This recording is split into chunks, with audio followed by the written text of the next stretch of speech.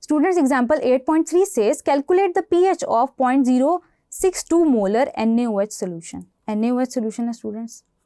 NaOH will dissociate to give sodium ions plus hydroxide ions. Same वही rule जो हमने पहले अप्लाई किया था. अगर इसकी कंसनट्रेशन 0.062 मोलर है तो जो हमारे पास हाइड्रोक्साइड आयंस जनरेट हो रहे हैं उनकी कंसनट्रेशन भी 0.062 मोलर ही होगी. इट मीन्स कि हम हाइड्रोक्साइड आयन कंसनट्रेशन इतनी ले सकते हैं.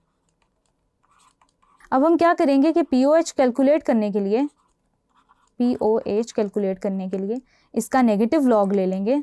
नेगेटिव लॉग ऑफ 0.062 जिसकी वैल्यू क्या आएगी ये हम कैलकुलेट करते हैं. 0.062 जो क्या आती है -1.20.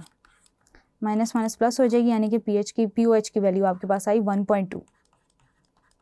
अब स्टूडेंट्स हमने पीएच की वैल्यू पीओएच से कैसे निकालनी है इसको हम कैसे देखेंगे कि pH plus pOH is equals to 14. POH की वैल्यू आपके पास आई स्टूडेंट्स 1.2. 14 माइनस पीओएच की value then pH is equals to 14 minus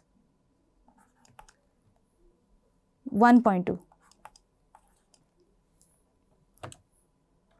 which will be equal to 12.8 approximately. तो स्टूडेंट्स यहाँ पे हमने negative log of hydroxide ion concentration से हमने कैलकुलेट किया पहले पीओएच और फिर हमने पीएच प्लस पीओएच वाली इक्वेशन यूज़ करते हुए पीएच की वैल्यू निकाली.